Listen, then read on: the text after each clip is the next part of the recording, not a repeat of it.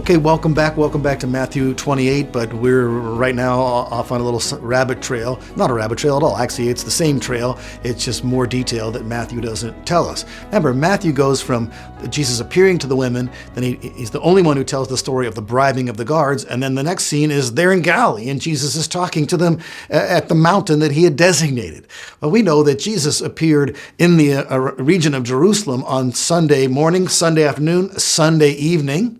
Okay, and we know, according to other gospel writers, he did appear to his disciples over a process of 40 days. Some of it was in Jerusalem, some of it was up in Galilee. One time it was right on the Sea of Galilee. Remember, we read the story in John about this, the disciples fishing.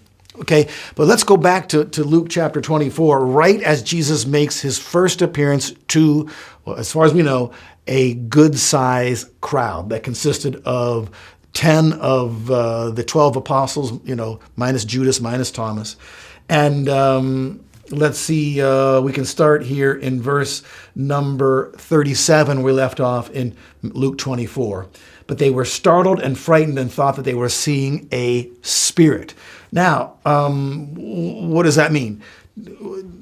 They thought they were seeing a spirit. Well, they thought they were seeing the spirit of Jesus, I assume. Not that they were seeing a demon or, a ghost or something like that, some other entity, but that they were seeing something that was not material or physical. It was Jesus, not in the flesh, but Jesus spiritually speaking, his spirit. And so Jesus then straightens them out on that. And he asked them why they have doubts in their hearts.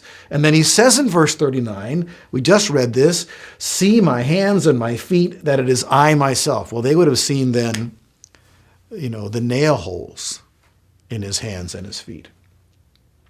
Touch me, he said, and see, for a spirit does not have flesh and bones, as you see that I have. And so he in verse 40, and when he had said this, he showed them his hands and his feet.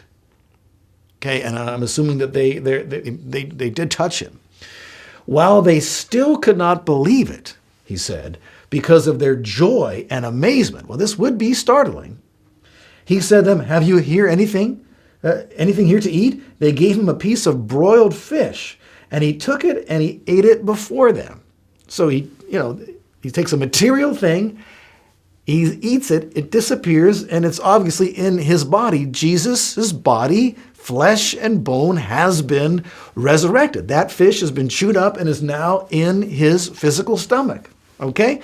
And so it's an amazing thing, because for Jesus just to suddenly appear, a physical flesh and bone person, it's an impossibility by our understanding of the laws of physics in one sense, right? Because suddenly a material thing is not there, and then suddenly the next moment it is there. He appears, okay? He got into a closed room. John told us in his gospel it was closed for fear of the Jews, okay? So they're kind of, fearing and trembling and hiding there, and then suddenly Jesus is there.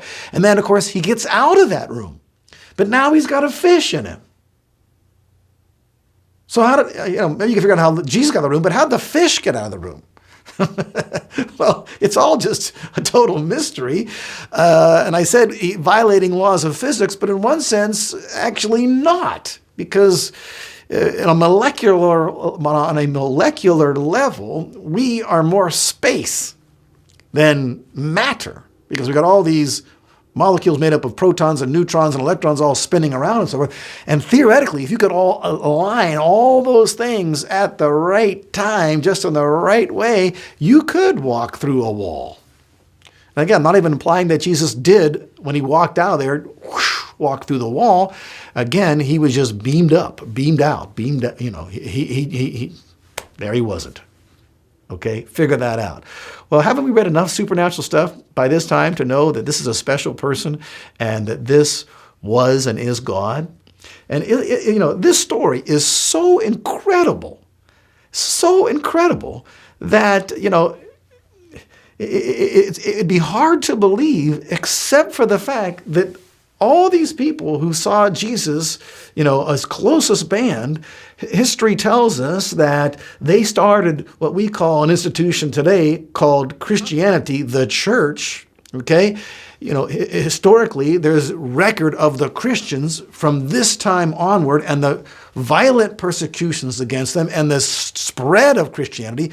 Plus, on top of that, most of Jesus' closest friends gave their lives holding fast to the fact that he had come back to life. And the very things that are recorded actually did happen. People don't give their lives for a hoax. In the end, somebody squeals and recants, and nobody gives their life to perpetrate a hoax, for goodness sakes. But these guys believed it. Paul wrote that 500 people at one time saw Christ alive. He appeared over many, many days, okay? So it's so incredible. It's so, amazing that it seems like a fable if it weren't for the fact that so many people who were there right then clearly believed it. It's not like all these people were deluded and then in their delusion all gave their lives and started this church, which spread throughout the ancient world like wildfire as people took the news of the gospel that the Messiah had come, believed by Jew and then ultimately by Gentiles. Churches planted all over the ancient world. And then within the first 3 centuries of the church, millions of people give their lives believing that this cost them their lives.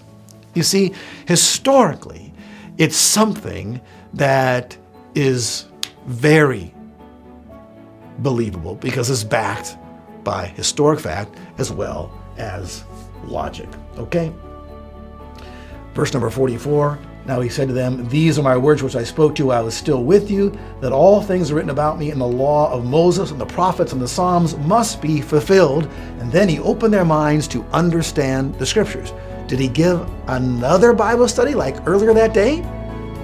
I'll see you next time.